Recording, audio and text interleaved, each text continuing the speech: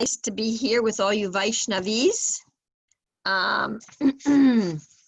We don't have a lot of time, so I'm going to just read the Sanskrit. I'll read the word for word, and I'll read parts of the translation, and then we'll go back and forth. So we're on the Nectar of Instruction by Rupa Goswami, text number 1. Vacho vegam manasa krodha vegam, jiva vegam udaro pasta vegam, eta vegan yo visheta dira, sarvam apimam pritivim sa shishat. Vacha, of speech. Vegam, urge. Manasa, of the mind. Krodha, of anger. Vegam, urge. Divya, of the tongue. Vegam, urge. Udara upashta, of the belly and genitals. Vegam, urge. Etan, these. Vegan, urges. Ya, whoever. Vishaheta, can tolerate. Dira, sober. Sarvam, all. Api, certainly. Imam, this. Pritivim, world. Sa, that personality. Sisyat, can make disciples. Translation and the purport in English is by Srila Prabhupada. A sober person who can tolerate the urge to speak, the mind's demands, the actions of anger, and the urges of the tongue, belly, and genitals is qualified to make disciples all over the world. Now, we see here the very, very, very first qualification is we have to be sober. We have to be sober. We have to be on the ground sober. That means honest, grounded, and yes, aware, conscious. So that word sober is very, very important. Purport. In Srimad, whoops. What happened? Can you hear me? What happened? I don't know what happened. Mataji, we can see you. There's no problem. I can't see you, and I lost my video. How do I do that? What do I do? We can hear you, Mataji. Well, why did my video just go off? I just bumped my computer by accident. Mataji, check your battery. Laptop No, battery. My battery's okay. Or connection, yeah. My connection's good. I bumped something. Anyway, do you want to see me? Can you send me a link to hook on? Because it just says Zoom. It doesn't, I don't see anything. Anyway, if you don't mind not seeing me, you can just hear my voice. I don't know what else. We can see you, Mataji. Oh, you can see me. Okay. I can't see you. Okay. All right. Then we'll continue. Purport. In Srimad Bhagavatam 6:1-9-10, Parikshit Maharaj placed a number of intelligent questions before Sukadeva Goswami. One of these questions was, why do people undergo atonement if they cannot control their senses? For instance, a thief may know perfectly well that he may be arrested for his stealing, and he may actually even see a thief arrested by the police. Yet, he continues to steal. Experience is gathered by hearing and seeing. One who is less intelligent gathers experience by seeing, and one who is more intelligent gathers experience by hearing. When an intelligent person hears from the law books and shastras or scriptures that stealing is not good, and hears that a thief is punished when arrested, he refrains from theft. A less intelligent person may first have to be arrested and punished for stealing to learn to stop stealing.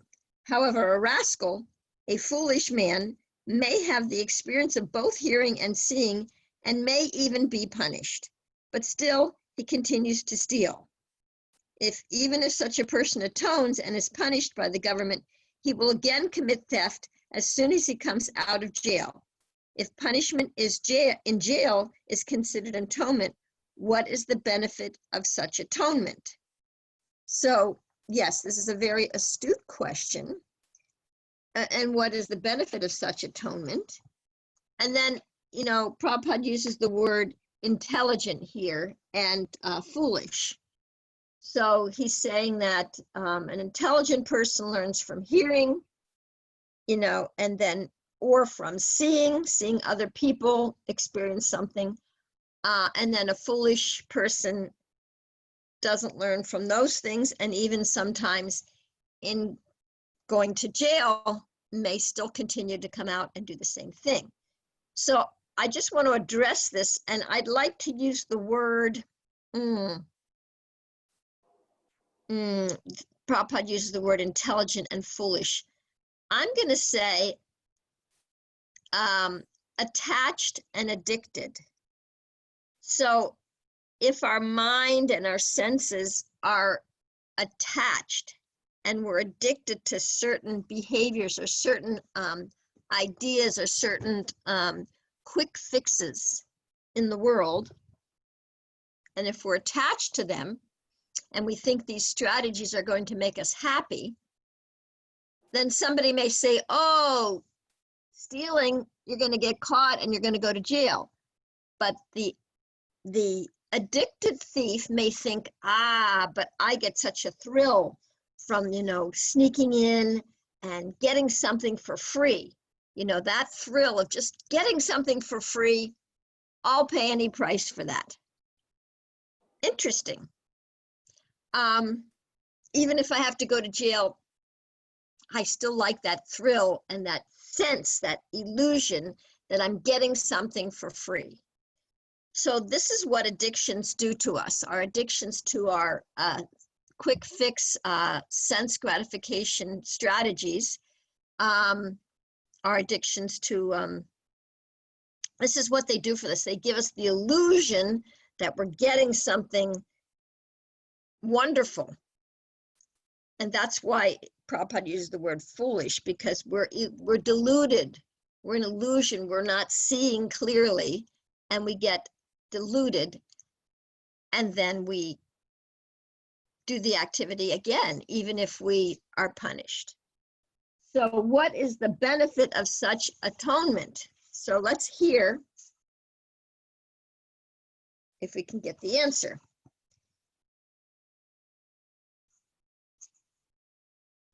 The answer was, he compared atonement to an elephant's bathing. The elephant may take a very nice bath in the river, but as soon as it comes onto the bank, it throws dirt all over its body. What then is the value of its bathing? So think about that, the elephant takes a bath and then he rolls in the dirt and puts dirt all over him. So obviously the feeling of the elephant likes the feeling of being dry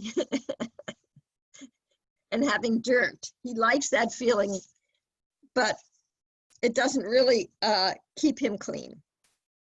Similarly, many spiritual practitioners chant the Hare Krishna Maha Mantra and at the same time commit many forbidden things, thinking that their chanting will counteract their offenses.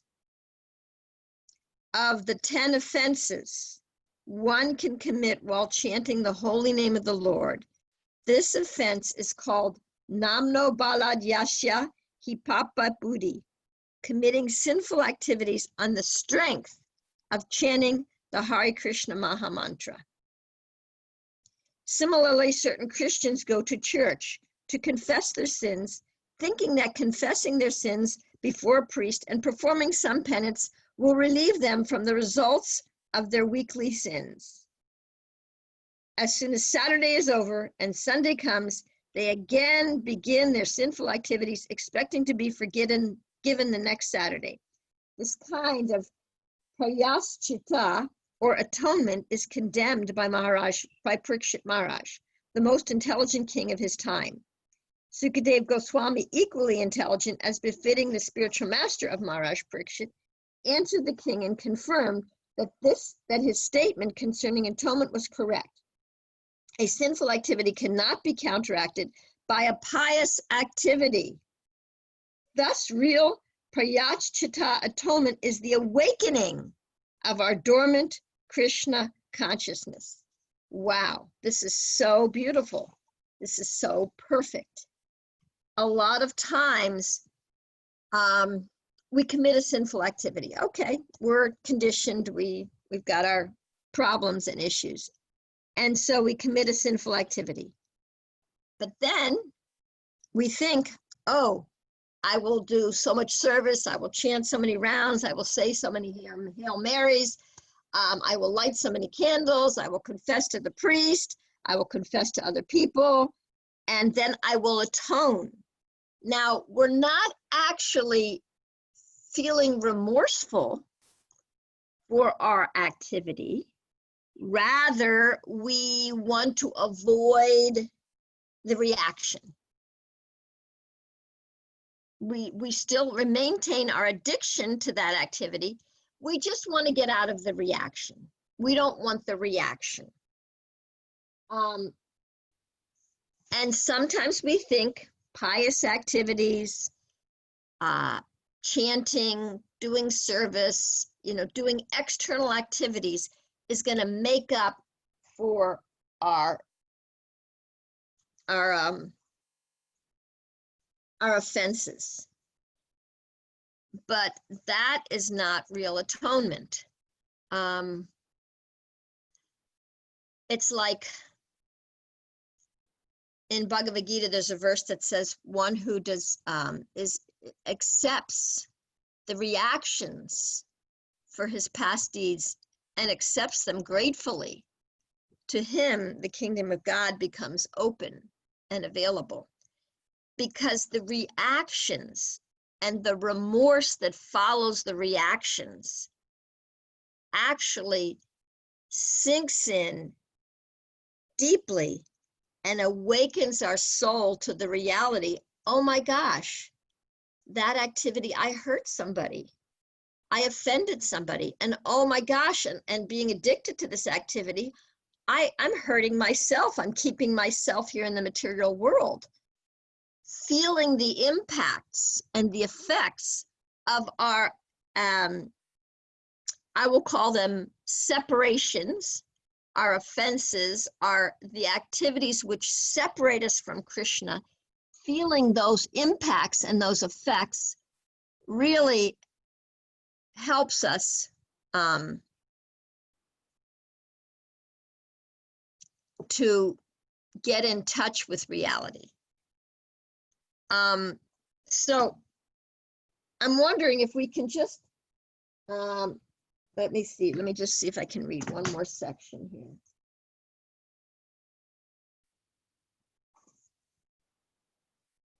All right, so I'll read the rest on atonement. Real atonement involves coming to real knowledge.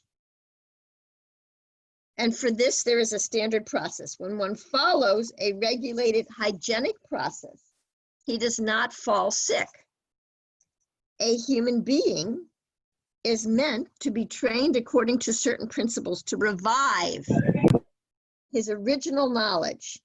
Such a methodological life is described as tapasya. One can be gradually elevated to the standard of real knowledge or Krishna consciousness by practicing austerity and celibacy, by controlling the mind, by controlling the senses, by giving up one's possessions in charity, by being avowedly truthful, by keeping clean, and by practicing yoga asanas. However, if one is fortunate enough to get the association of a pure devotee, He can easily surpass all the practices for controlling the mind by the mystic yoga process simply by following the regulative principles of Krishna consciousness, refraining from illicit sex, meat eating, intoxication, and gambling, and by engaging in the service of the Lord under the direction of the bona fide spiritual master. This easy process is being recommended by Srila Rupa Goswami. I'd like to stop here and pause because that was a lot. I wish I could see you. I don't know what happened. Because I don't know if you, oh, wait a minute. Is this it? Ah, I found it. Okay, here we are. So now, I'd like to discuss that because if we try to take on too much, then, you know, we can't really dive in deep. So I'd like to have some questions and comments about that section, if there are any, or yeah, if anybody has any additions. What did you hear? What did you hear in that section? What did you hear? What did you gather? What did you glean from that section? What was the importance of that section? Hare Krishna Mataji, may I please say something? Yeah. Please. Like you said that when we do prashchit, then the mentality is not to really, I'm not repenting for what I did, you know. I'm just using prashchit as a tool to just get rid of the reaction. And so you know, I am rather encouraged to do that again, you know, because I Right, just right. it's great. It's great. So that's really horrible. I mean, it's great if you want to be addicted and stay in the material world. It's like, wow, okay. And the thing is, Prabhupada calls us foolish because we're fooling ourselves. We think we're getting something great, or we're getting away with something, wow, but we're keeping ourselves stuck in this material realm. So it's not really so great.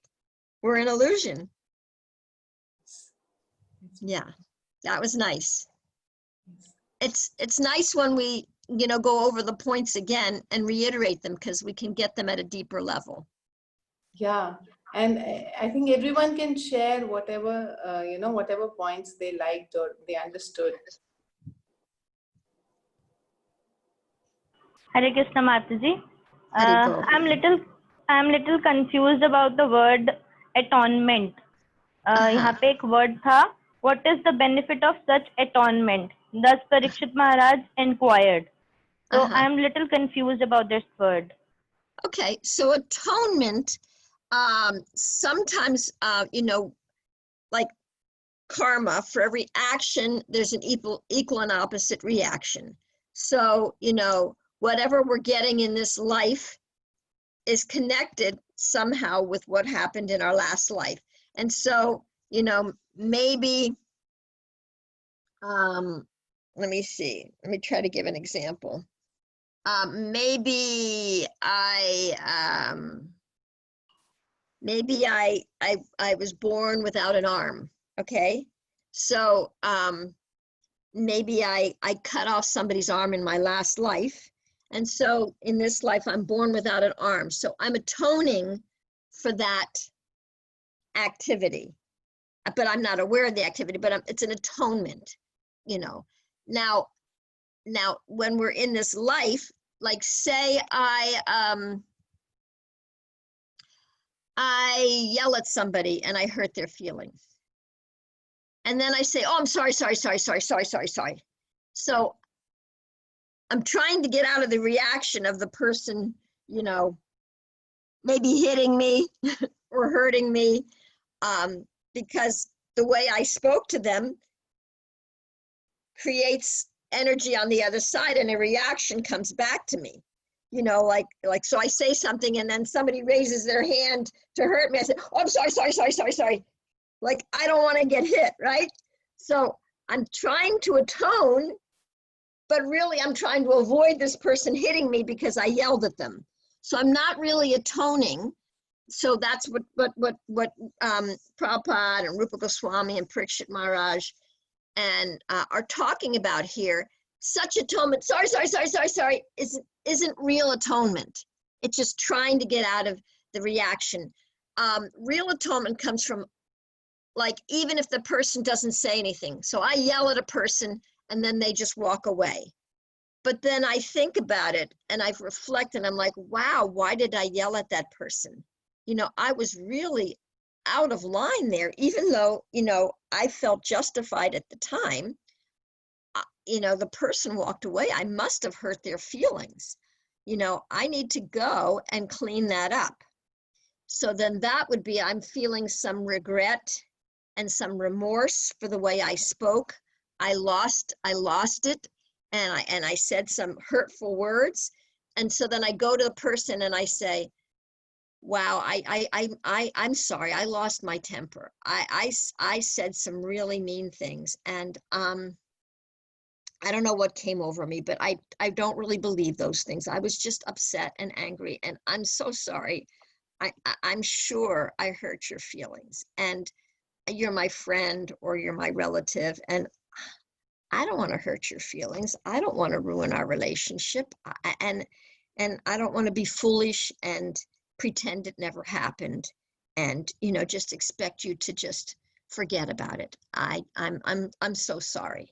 So that is, you know, we come to a point of like, oh my gosh, regret, and then we remorse, and then we actually take some action, you know, which is real atonement. And then because we felt that pain, oh, I must have hurt. And then the person said, yeah, you really hurt my feelings. I was about ready to cut you off and never talk to you again. I was so hurt. So, you know, that's real remorse, and real remorse causes connection. So we're in the process of bhakti yoga.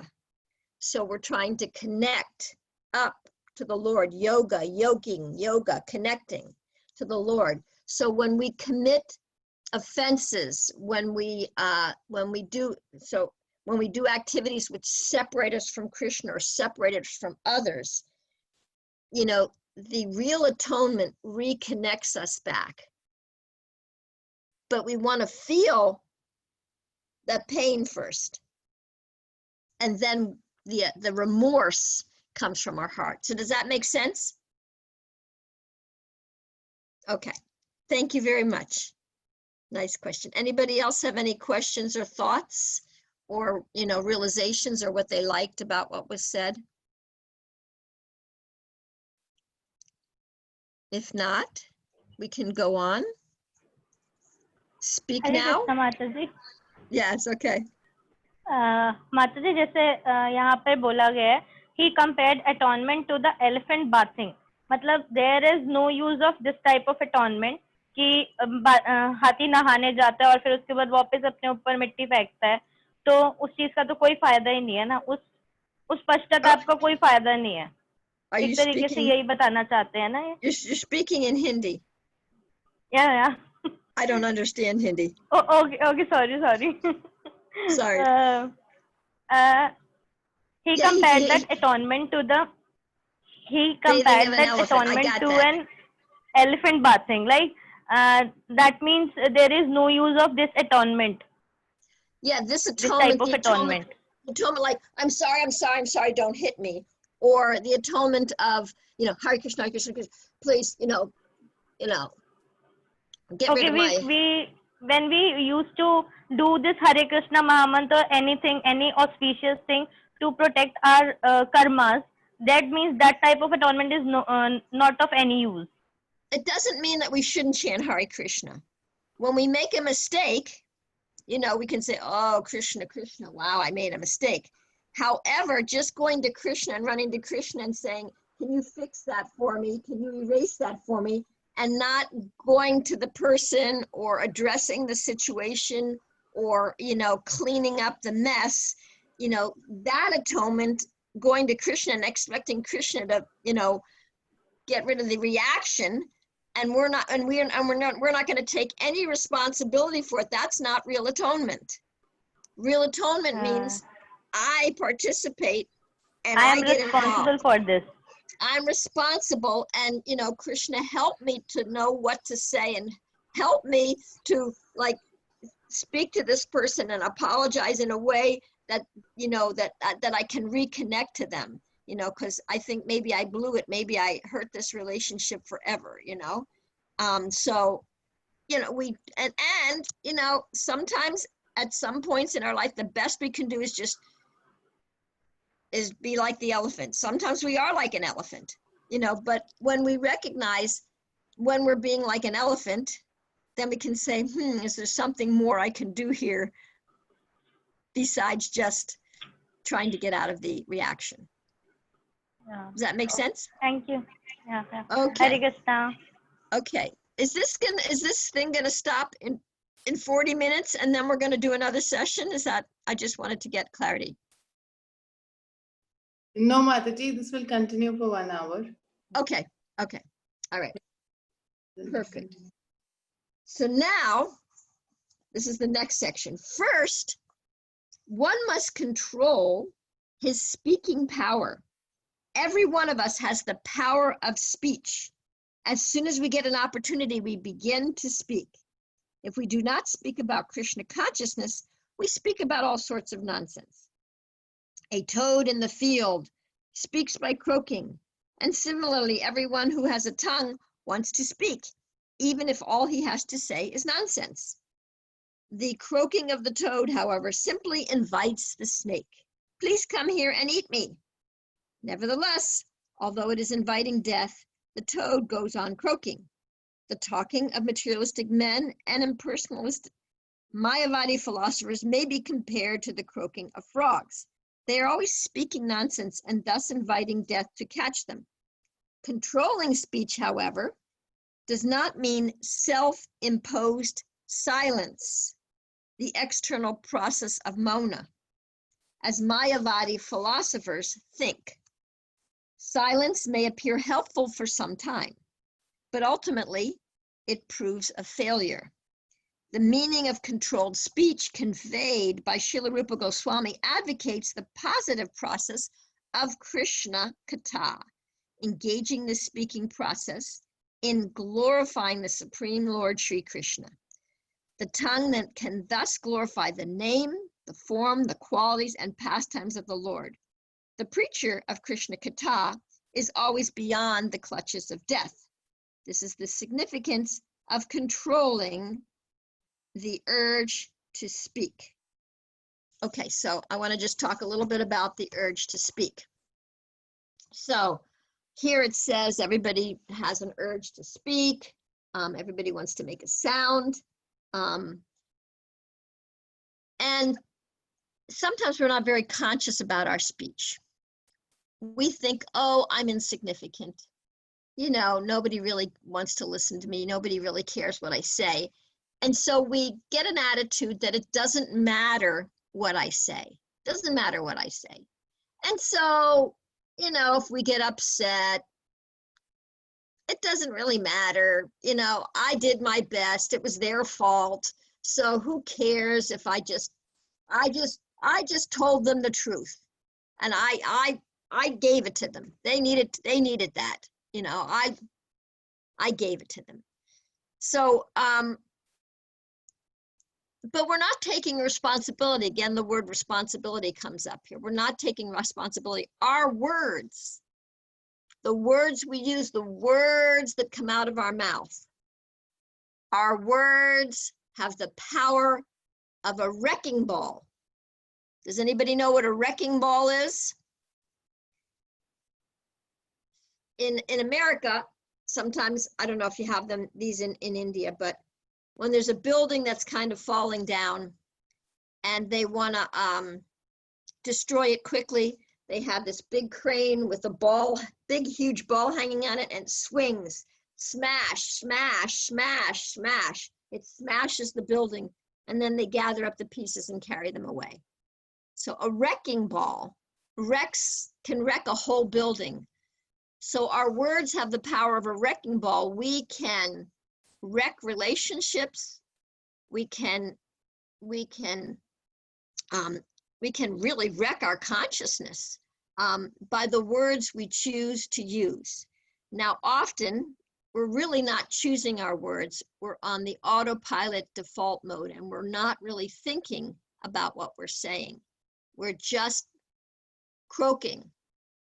We're not being conscious, and we're not consciously choosing our words. So even though we are significant, our words and our speech has the power of a wrecking ball. We influence other people. If I talk to you and I talk bad about another person, I'm influencing you to think bad about that person. Now, not only have I thought bad about a person, now I'm influencing another person to think bad about that person. Now this person goes and tells 10 more people. Now all these people are talking bad about this person, and I wasn't even right. What I said about the person wasn't even true. And now all these people are mad at this person, and this person feels, what happened here? How did this happen? It's the domino effect. Our words have the power of a wrecking ball. So we want to be conscious what we're saying, what we're listening to, what we're agreeing to. Words. Words are very important. And the words we choose to use. Now, if we choose words which we can see are hurting another person, you know, we may think, hey, I must want to hurt that person because I'm certainly hurting them. And then we can take responsibility. I want to hurt you. That's at least being honest. Otherwise, we just throw our words out and pretend like, well, you deserved it. We're not taking responsibility. I wanted to cause violence to another human being. So this is an important aspect. You know, we have to understand our words are powerful. And so now one other little aspect about speech is that, you know, being silent isn't necessarily controlling our speech, because I can be silent, but I could convey a lot of messages in my silence. I'm never going to talk to you again. I hate you. I can convey those messages without saying a word. So our words are important. Our thoughts are also important, and that's the next section. So let's just talk about speech here for a minute. Does anybody have any thoughts, what they heard about that, what they heard in that little section, and any questions there? I just don't want to overwhelm us because this is very powerful texts, and they've got a lot packed in one text. So anybody have any comments or thoughts about speech? Hare Krishna Mataji. Can I ask? Please. Yeah, the point is, I understand, but how to control it? I mean, the most difficult thing is when you are angry. I mean, it's difficult to control those things. You can convey. Absolutely. You can convey like I hate you by not saying it, but internally you want to burst those things. Yeah. So, you know, usually those feelings come from our mind, which we're going to talk about next. But the very least we can do is when we explode and lose our temper, or when we're angry, we need to really go aside and look. I'm the one who's angry here. I'm angry. And now I may be quote unquote justified in my anger. You ignored me, so I'm angry at you. So I may be justified in my anger, but I'm the one who's angry. And now I'm taking my anger and using that as a weapon against you. I am causing more actions, which are going to cause more reactions that are going to come back at me. So my anger, ultimately, if I put it out, eventually it's going to come back to me. So not only am I hurting you, I am hurting me. And if I hold on to my anger for decades and suppress it, my physical body will deteriorate from that anger inside my body. So at least understanding, okay, I'm angry. Okay, I'm angry. Being able to say, I'm feeling angry right now. I'm feeling angry. Okay, that's being honest. I'm feeling upset and angry right now. Maybe I shouldn't say something to you because I'm feeling upset and angry. Let me go and think about this. The first thing is recognizing when we're upset and when we're triggered. If we can catch ourselves in the middle, I'm upset, I'm triggered. Wow, I need to get out of this place. I'm going to do something that I regret later. You know, that's really awesome. Now, generally, we can't usually catch ourselves right away at that point. But at the very least, after we explode and we've released, the very least we can do is clean that up and say, I am sorry. I really got triggered and I lost my temper and I yelled at you and I felt that I was justified. And what was really actually happening was I was exhausted and I was feeling really hurt. I felt like you didn't love me, and that was all in my head. And you know, when I feel like you don't love me, it hurts so much. I want to hurt you, and I'm sorry because I really don't want to hurt you because I love you and I want you to love me, and I'm sorry, and I'm going to work on that. So when you start cleaning up, when you explode, when you start really apologizing, now, sometimes you may actually feel I was really right and they were really wrong, and that may be the relative truth. But that does not justify us yelling at another person. I have no right to throw violence on a person, even if they're wrong. Do I have to beat them down for that? No, I can just say, I apologize for the way I spoke to you. I have no right to speak to anybody like that. Who do I think I am? I'm sorry. I'm sure I hurt you by speaking to you in that tone of voice. So when we apologize, the more we apologize, even after we've caught ourselves doing something, not to get out of the reaction, but to actually really confront, like, I'm the one who got angry here. Let me apologize for my activity. We'll start catching ourselves as the word comes out of our mouth. You, oh my gosh, I'm about to say something really bad here. You know what? I got to get out of here. I got to leave this room. I'm going to say something I regret. And you'll be able to catch yourself earlier. And then you'll be able to catch yourself earlier and earlier. And then when you're thinking something, you'll be able to even catch yourself. So it's a practice. But cleaning up really from the heart and taking responsibility, that's where it starts. Because if you just say, well, it was their fault, they started it, you know, and if you put the blame on the other person, you will never get the benefit of remorse. You will never get the benefit of learning how to, you know, control your speech and your upsets. Because we want to learn how to be unconditional. If you're being upset, that's something in you. Who said you had to be upset? You're saying it. You're saying something. Does that make sense? Okay. Any other questions about speech? These are connected, the anger and the speech and the mind. Thank you, Mataji. Really Okay. grateful. Any other question? Hare Krishna Mataji, please accept Yes. my humble obeisances. Obeisances. Mataji, I wanted to ask that you mentioned how sometimes the other person is wrong and that's why we become angry.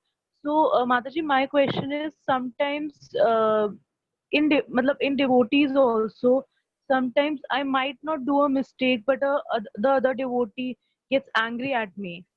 So at that time, I get very afraid. Oh my God, this person has taken offense, and I haven't done anything wrong. So, and I try to, I try to ask for forgiveness, but they are angry at that time, and they are like not ready to talk to me. So, Right. what should I do in that situation? Well, I mean, you can say, I'm sorry, I didn't, it was not my intention to upset you and make you angry. You can say, I'd like to talk to you about this. I don't know if right now is the best time to talk to you about this, but maybe, maybe later today, you can call me and we can talk about this because I want to get clarity what I did to make you angry. And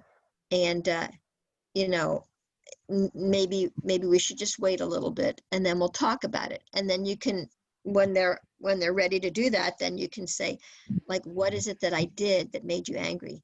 You just made that face that you always make. You made that face like you were disapproving of what I did. And I'm like, oh, I did. I'm sorry. I didn't, but you got to be honest because they may give you some feedback that you didn't even realize that you did something that you do unconsciously that actually bothers people, like sometimes we correct people because we think, oh, you should do it this way. You should do it that way. And you're like, stop telling me what to do. It makes people angry sometimes, but we think we're helping, but it makes people angry. So, we might actually be able to get some good feedback if we're open to hearing, like, well, you just always tell me what to do and how to do everything. Let me figure it out myself. Oh, okay. I'm sorry. I didn't realize I do that. I guess I need to look at that. And then you can actually grow and learn and yeah. So does that make sense? Yes, Mataji. Okay. Thank you. You're welcome. You're welcome. Any other comments about speech? Hare Krishna, Mataji. Yes. The first question that Meenu asked you. So you mentioned that when something is coming or when someone's getting, when someone is saying something that is making you angry, and then you said that instead of exploding, think before, stop there and just get out of the situation. If I heard it correctly. So how does one get out of the situation? Because that person is speaking. And how do I get? Okay. So first of all, you need to recognize that you're triggered. You need to recognize that because if you don't recognize that you're triggered, you're not going to be able to do anything except on autopilot. Now, I just want to say something. No one can make you angry. No one can make you happy. We have some unresolved anger inside of us, and it's still alive. It's still sore. And somebody says something to touch that sensitive spot inside of us. Someone touches that sore spot in us, and boom, the anger comes up. It's our anger. If it wasn't there, if we had no anger inside of us, it wouldn't come up. Somebody could be screaming at us and we're thinking, oh my gosh, well, they're really suffering. What's going on for them? Instead of thinking, oh man, they're hurting me so much. So I've got something inside me. So no one can make me angry and no one can make me happy, but they can trigger unresolved anger in me. So as soon as I'm angry or upset, I need to be able to say, and this is called self-empathy, self-compassion. I need to be able to say, I'm triggered here. I'm feeling really angry. I feel like hurting this person. I just can't hardly hear what they have to say. It's hurting me so much. And sometimes some people are more sensitive than other people. So sometimes just even like a tone of voice can hurt somebody because they're very sensitive. Some people have real sensitivity. They're sensitive to loud noises. They're sensitive to energy. Some people can even just go in a room and feel people's energy and they can't handle that. So that's their sensitivity. So whatever, I'm getting upset, I'm getting triggered, and this person is talking to me. So I can say, right now I'm feeling overwhelmed. I'm feeling very overwhelmed right now, and I can't hear your words. I can't take them in right now. And I'm sorry, this is my lack. I need a little space, and maybe we can talk about this at another point in time. I can't hear what you're saying because I'm feeling upset and I'm getting upset and I don't want to say something I regret. You know, now it may not always, we may not be able to always do that, but we have to know that we can excuse ourselves from a situation if we have to. I have to excuse myself. I can't handle this. Excuse me. You know, I can't handle this, not you're making me mad. There's a big difference. If I say you're making me mad, oh my God, you're the one who's, you know, then I'm going to trigger it even more. I'm going to explode it. But if I say, I can't handle this right now, I'm sorry. I don't want to say something I regret. Please, let's talk about this later. Does that make sense? Now, sometimes you may not be able to get out of the situation. So you can only do your very best. You can only do your very best. And sometimes if your very best is like, stop, please, please, leave me alone. I can't handle this. If that's the best you can do, you can only do your best. But we want to continue to keep working on this so that our best improves, if that makes sense. Yes, Mataji, but I just want to ask a little further question.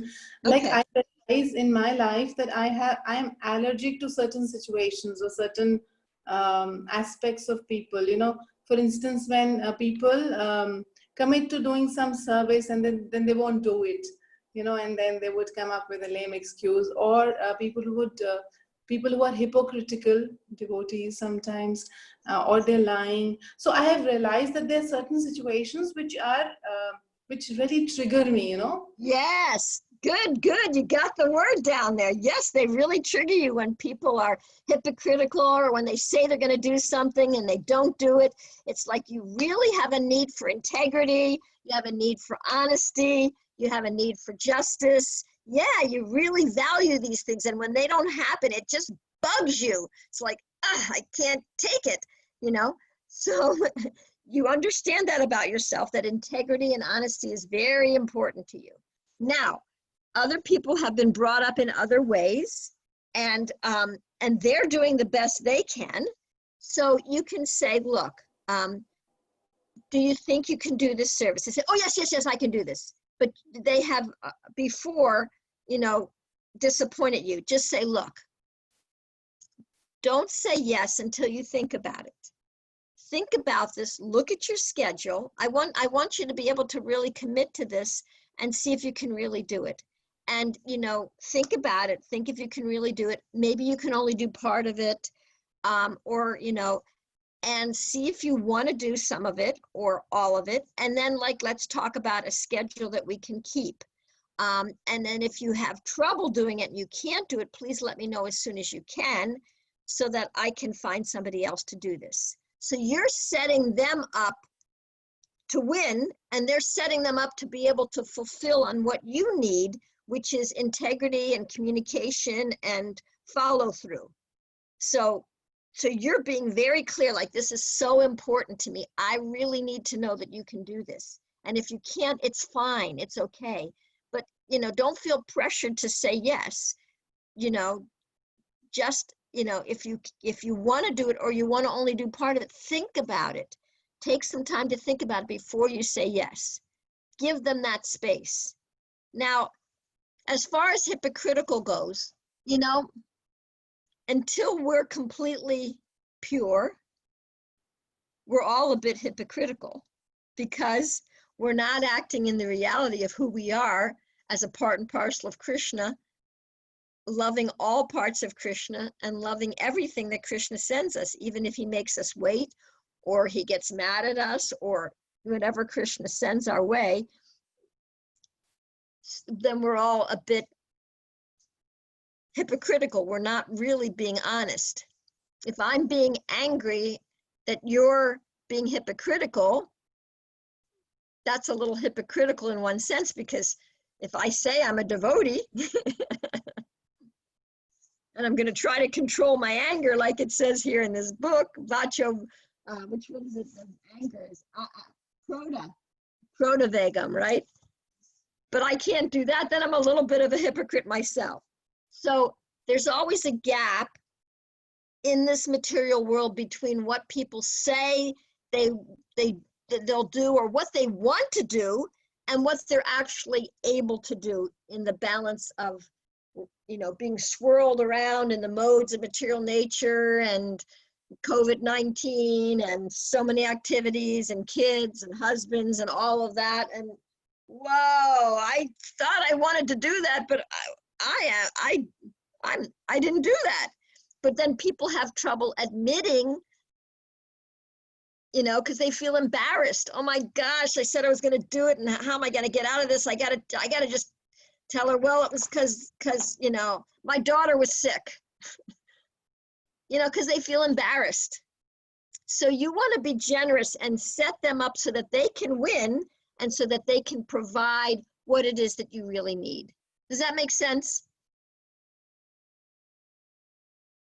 Yeah. So. Yes, thank you so much. Yeah. Okay. How much more time do we have? We have 7 minutes. Okay. Does it matter if we take really long for each text, or should we go faster? Mataji, I How do you think all we can feel about that? It is nice to, like the way you are telling us with examples. So I think we're going to benefit more with that. So we'll go at the pace at which the group wants to go. We don't want to rush. If anybody has any questions or clarifications that they need from Mataji, they can take. Yeah, and we can only be 1 hour, right? We can't be more than an hour because people have things to do, right? I don't know, we fixed it up for 1 hour, but we can check with devotees if they can spare more time. Yeah, sometimes 1.5 hours gives us a little bit more space. But we can try that for next time because we didn't tell everybody. So that would be a break in our integrity to try to squeeze everybody's schedule now. So we have 7 minutes. I can read one more paragraph about the mind, but of course the mind is there's a lot to say about the mind. Hare Krishna. Okay, go ahead. Mataji, I have one more question. Okay, good. You just mentioned how some people are sensitive and they can walk in a room and sense the negative energies and become all hurt-hearted and sensitive. I feel like I am very sensitive as a person. There are many times I go somewhere and I feel like too depressed and too negative. Also, whenever something happens, be it small or be it big, I get hurt a lot. And that Yeah. hurt like on a very deeper level. I feel it for days. It can affect my consciousness and it can affect my daily routine also. Yeah. So what Yeah. should I do about it? You know, I am so sensitive that I get hurt a lot. And I also Okay. connect it with the past bad experiences. Any bad experience I connect, so it becomes a huge thing. Absolutely. That's exactly what we do. A lot of our sensitivity, a lot of our pain, and a lot of our hurt is connected with the past. We have had experiences in the past which have been very hurtful and very painful. So we're hyper aware. We're like our barometers or whatever they are, you know, they can test and detect a 0.5 degree of the change in the temperature in the room. They're that, you know, and sometimes, you know, when you're doing an experiment in a laboratory, sometimes a 0.5 degree makes a big difference, you know? So for a person who's had a lot of painful experiences in their past, either in this life or even in their past life, however, you know, there is a sensitivity there. Now, you want to understand your sensitivity, but you don't want your sensitivity to limit you. So you want to understand your sensitivity, and then you can say, when you go in a room and you first start feeling negativity, you can say, who does this negativity belong to? Does it belong to me? No, it doesn't belong to me. Let me send this negativity back to whoever it belongs to, and let me send it with love. Not that I'm pushing it back. No, this is your problem. This is your negativity. You take this. Let me send it back with love. Let me add a little love to it. I'm sorry, I can't hold your upset and mine as well. So, I'm sending it back to you with love, and please, please, take it back, and then you send it back to that person. You don't know, you don't even have to even know who the person is that you're sending it back to. You just send it back with love. And yeah, who does this belong to? Who does this belong to? Who does this belong to? Does this belong to me? Who does this belong to? Just, asking that question. And then if you feel like, oh, yes, this reminds me of something that happened when I was younger. Well, it does belong to me, and it's in my memory, and maybe I have some trauma around that. And so then, like, maybe doing some healing work in the area of trauma, in the area of like that can help you to process your traumas and your pains from the past so that they can heal. And then when they heal, they won't be so sensitive. Just like if you cut yourself, and it's all red and infected, right? When you touch that, it hurts, right? It's sensitive because it's not healed yet. But when that wound is cleaned, and maybe you got stitches, and then it heals, and there's a scar there, but you can touch the scar and the scar doesn't hurt anymore, right? Because it's all healed. So there may be some pain inside of you that hasn't healed yet. And so you may want to be looking at that pain, finding some kind of wait, I got to plug in my computer. Finding some kind of a coach or someone who can help to heal the inner pain of the inner child, from your past and your childhood. And then once it heals, then it's not sensitive like that. So does that make sense? So there's two ways. Send it back to somebody else, and if it's yours, then work on it in another area with someone who can help you to resolve your traumas and heal them up. Does that make sense? Yes, Mataji. Okay, cool. Ask the question. Let's ask her, because it's now, the time is over. So I just want to ask her, is it okay to ask one more question? Does everybody have to Hare go? Krishna Mataji.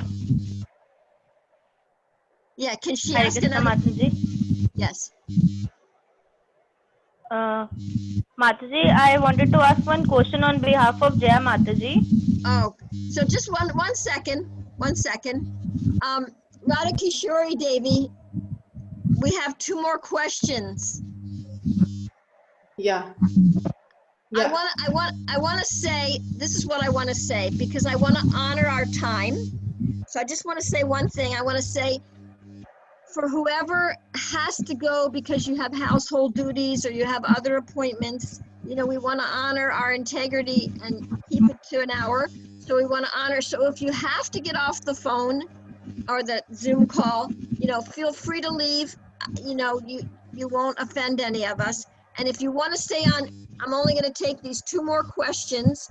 If you want to stay on to hear these 2 more questions, then you're welcome to stay on. And if not, thank you so much for joining us, and we'll see you on the 15th. Is that right? July 15th? Yes, Mataji. And then maybe we can do an hour and a half next time. So thank you very much. Now we're going to address 2 questions. First, Kajal's question, and then the other person's question. So I want to finish with Kajal and then the other person. Is that okay? I didn't catch your name. Radhika. Radhika. Okay. Thank you. Okay, Kajal. Hare Krishna Mataji. Mataji, I wanted to ask one question on behalf of Jaya Mataji. Okay. So can you wait, Kajal? Let's do Radhika first, okay? Yeah, Kajal? Mataji. Okay, Radhika, go ahead. Okay, sorry. Why do we commit offenses? Jaya Mataji wanted to ask, why do we commit offenses? Why do we commit offenses? Usually because we think what we're doing is going to fulfill some need of ours. So like if I feel that if I feel that you're hurting me by the words you're saying, I may have a need to protect myself or something. So I feel that my attacking you and calling you names is going to protect me. And so I commit offenses because I think it's going to protect me and help me. But this is from a material standpoint, it's from a material viewpoint. And so it doesn't really help the situation of me being Krishna conscious and getting out of this material realm of action and reaction. It actually perpetuates samsara. So we commit offenses generally due to our unconsciousness, due to our attachment to, past beliefs and our attachment to certain ways of doing things, our attachments and our conditioning. A lot of times it's our conditioning, and we think our conditioning is the only way to act. So generally, it's not like we want to be offensive. It's not like we want to offend other people. A lot of times we're just trying to protect ourselves, but by protecting ourselves, we hurt other people. We push them, or we yell at them, or we call them names. And we think that we're protecting ourselves, but actually we're creating more action and reaction. So consciousness, being conscious and being aware, and understanding our needs, and then finding new ways to fulfill our needs besides hurting other people, that helps us to deal with our offenses. Okay, so now I'm gonna go. Is that okay, Radhika?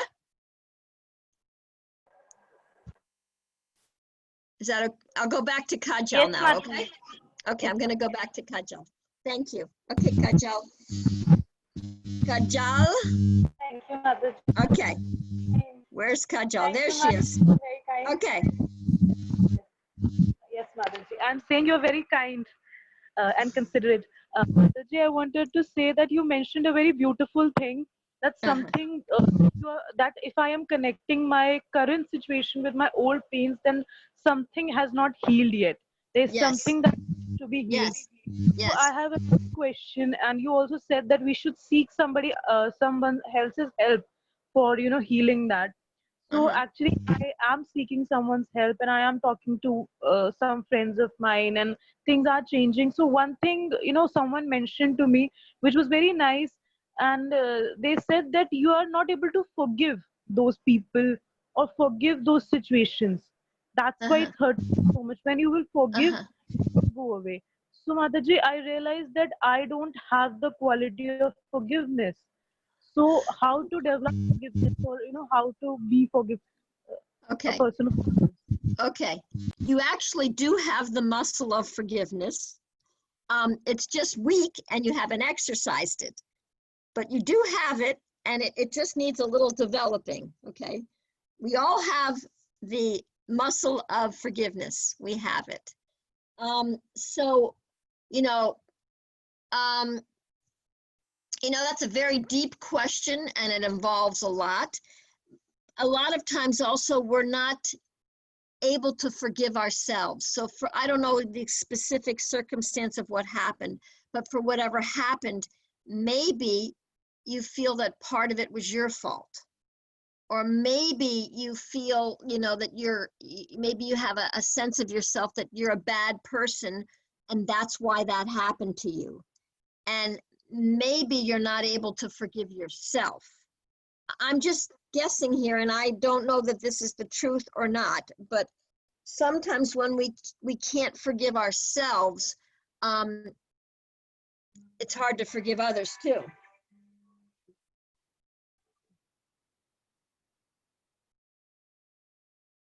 So, okay. 1 second. 1 second.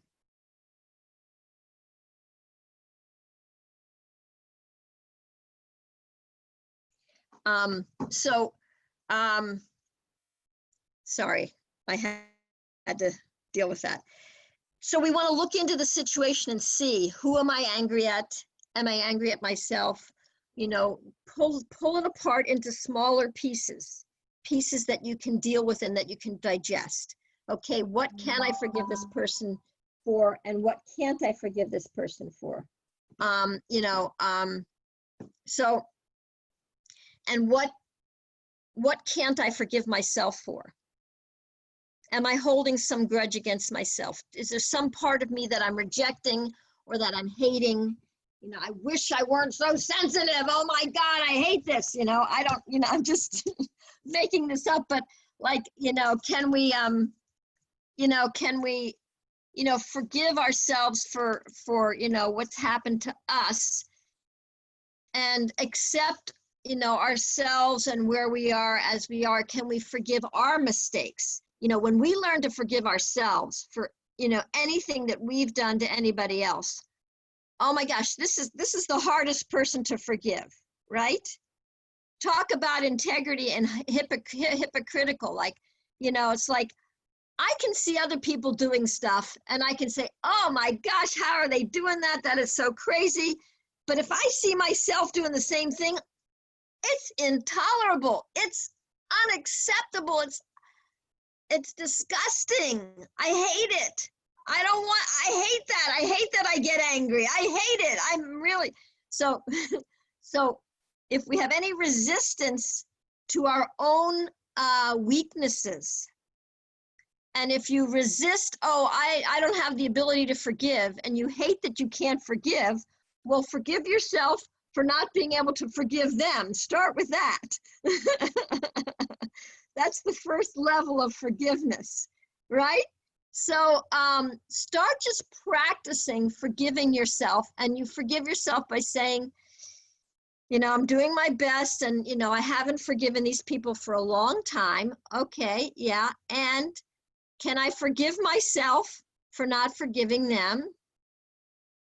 Yeah, I can do that. Let me forgive myself for not forgiving them, and let me work on it piece by piece. Maybe I can forgive, you know, 10% today, and maybe 20%, and just look at the parts that you can't forgive, and, you know, maybe, you know, it can be worked on in another way. Is that okay? Yes, thanks a lot, Mataji. Thanks a lot. Okay, so next time, an hour and a half, and it was really nice to be with all of you. I really enjoyed it. I really, I feel connected to all of you, and that's always wonderful. So thank you so much for your time, your attention, your thoughtfulness, your questions, your interest, your participation, and all of that. Thank you so much. Thank you Hare so much. Krishna. Hare Thank you. Krishna. Hare Krishna. Thank you so much. Haribol.